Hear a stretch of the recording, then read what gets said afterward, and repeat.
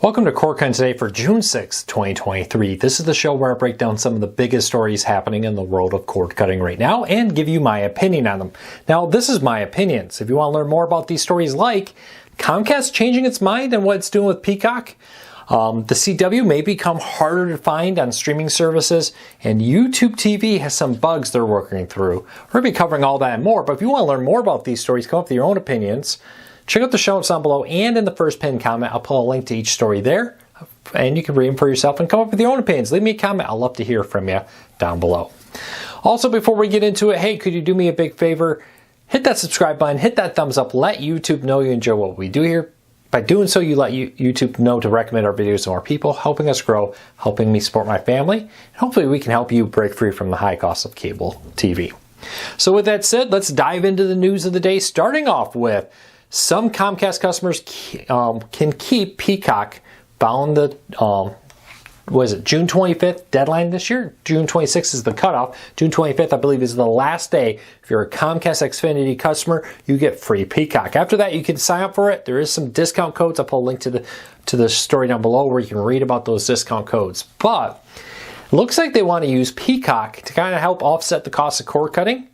And by doing that, they're going to give gigabit internet customers their more expensive internet plan, which honestly most cord cutters just don't need. I have a gigabit. I have the gigabit because I want the upflow data to be able to upload these videos, to do Q&As with you, and have that upload bandwidth. But honestly, with 4K only needing 15 to 20 down per stream, a gigabit service, if you're not a gamer, you're just surfing the web watching Netflix, is probably not needed. But they want you to sign up for it because then they're going to give you Peacock for free, and they're going to make more money than if you would sign up for a cheaper, slower plan, which honestly probably better fit your needs. Luke's number one tip to cord cutting is you don't need the most expensive internet package out there. The nice thing about internet packages is that if you get a lower one, you decide, hey, I really do think I want a little bit more speed, they'll always easily upgrade you. Now, if you sign up for a contract for 12 months, whatever, for a gig plan, and you decide, wow, I'm way overpaying, I don't need this, they'll be like, hey, yeah, no, we're not going to lower your internet plan until your contract is up. So keep that in mind.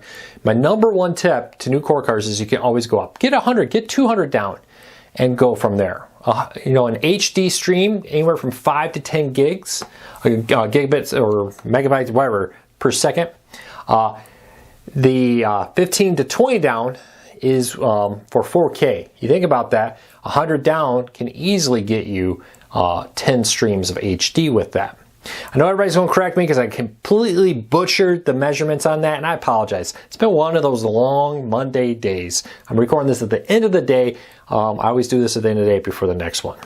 But let's dive into the next story. But check it out. Let me know. What do you think of Comcast's strategy here to say, hey, we're going to get rid of Peacock? I think this is a change of strategy because this was not part of the initial announcement, and the internal documents that were submitted to us from Comcast call centers did not mention that gigabit service would be continuing to get it for 2 more years until 2025, June of 2025. I think this is a change of plan. This is an effort to try to sell more internet packages in the gigabit range. All right, let's keep moving along. The CW may become harder to find on cord cutting services like YouTube TV, Hulu, DirecTV Stream, and more. So Nexstar is the new primary owners of the CW. CBS and Warner Brothers hold a minority stake in it, and I believe in the next few years, Nexstar has an option to buy them out.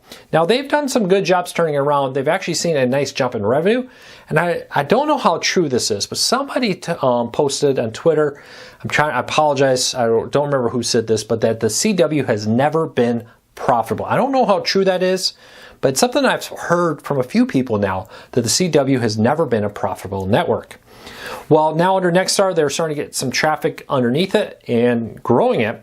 But the Nexstar chairman and CEO, Perry Sook, S-O-O-K, I apologize if I butchered that. I have a last name no one can pronounce either, spoke at the J.P. Morgan 51st Annual Global Technology and Media Communications Conference. There he announced that CW affiliates will now have the option to go strike their own deal with live TV streaming services or get under a bigger deal from Nexstar.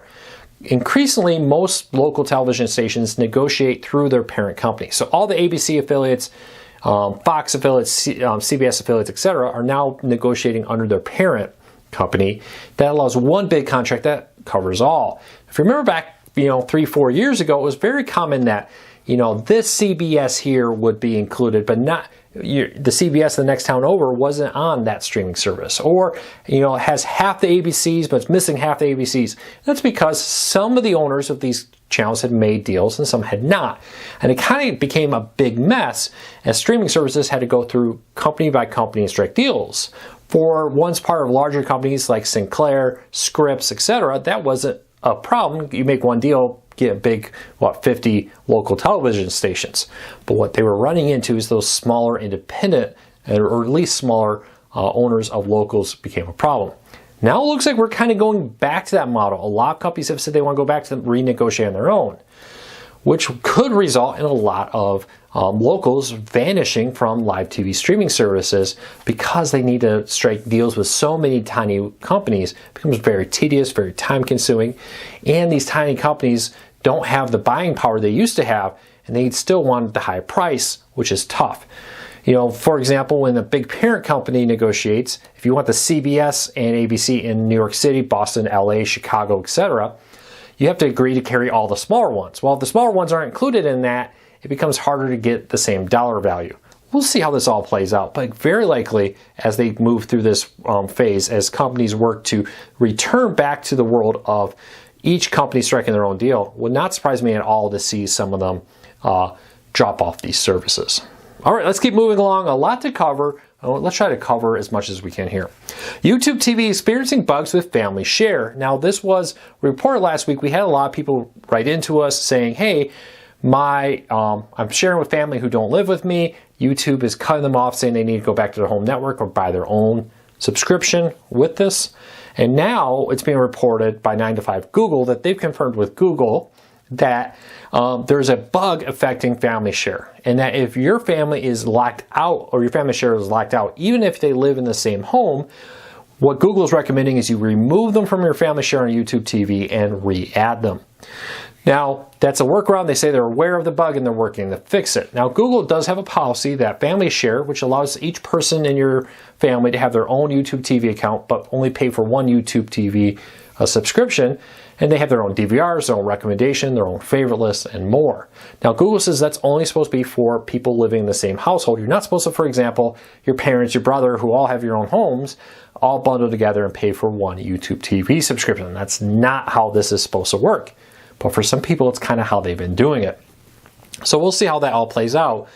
Is this a bug or not? Now, YouTube TV is putting new limitations on out-of-market content with NFL Sunday Ticket. You get unlimited streams at home and only 2 streams outside your home. So they are cracking down a little bit here. We'll see how this all plays out.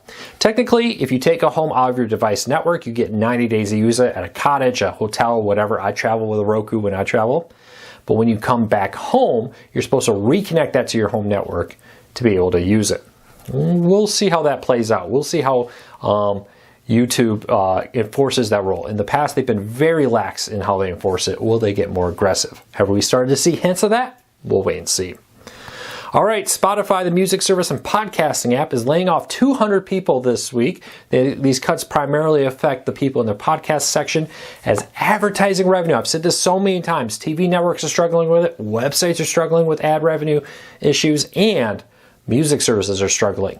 Ad revenue is down as a whole as ad companies pull back on spending because of fears over the future of the economy, but also we're seeing the fact that there's just so many new places. Disney Plus has an ad-supported service. Netflix now has an ad-supported streaming service. There's just more places to spend your ad dollars. Those ad dollars are being spread thinner. Ad companies have the ability to buy at cheaper places than more expensive ones that used to be there. Now Spotify is feeling that pressure and is cutting 200 jobs in their podcast department. Look for these kind of cuts to become more common, not just in music apps, in streaming services. Paramount's cut 20% of their TV staff. I think that's just the start of what we're seeing across the industry as a whole. Look for job cuts to come as people are subscribing to fewer streaming services and ad revenue is down. Keep a close eye on that. All right, let's keep moving along because there's still a few more things to cover today. Start off with YouTube TV. If I can get the load, is discount ends today. I believe today is the last day to subscribe to NFL Sunday Ticket for the $100 off for the year through YouTube TV and YouTube. If you want a discount on your YouTube TV NFL Sunday Ticket, subscribe now. It ends this week, so keep that in mind. All right, a few quick deals of the day. We'll wrap this up. Amazon's Fire TV deal. Father's Day sale is in full swing. Hurry right now to get deals on the Fire TV Stick 4K Max, the Fire TV Stick 4K, the Fire TV Cube, and more. Highly recommend spend the extra $3 if you just want the stick. Get the Fire TV Stick Max. Even if you don't have a Wi-Fi 6 network in your home, having a Fire TV Stick with the newest Wi-Fi standard so that someday when you do update your Wi-Fi network will be well worth it. Trust me, it's much better Wi-Fi experience, much better streaming experience. Spend those extra $3. Get the Fire TV Stick 4K Max. Also, Verizon has a discount bundle. Right now, if you're a Verizon wireless customer, you can get a bundle of Netflix, Paramount Plus, and Showtime at a discounted rate. Now, this is cheaper than buying them all separately, but this is an exclusive free 12 months deal here, or discounted deal. I highly recommend you get this. Now, this deal, Netflix Premium, Paramount Plus with Showtime, starts today for only $25.99 a month. That's through their My Plan Pay Plus bundle, which basically means you pay Verizon and Verizon pays the bill over there. So keep that in mind with that. But good deal if you already have Showtime, you already have Paramount Plus, you already have Netflix, bundle it through Verizon. If you're a Verizon customer, we'll save you a little bit of money. Well, there you go. That's the stories of the day. Leave me a comment. Let me know what you think. I hope everybody has a fantastic Tuesday. We will be here Wednesday, 7 p.m. Eastern for Cord Cutting Q&A. I know I wasn't here last week. I do apologize. I really do appreciate your support. Until next time, take care. Be safe. I hope you have a fantastic day. Take care, everyone.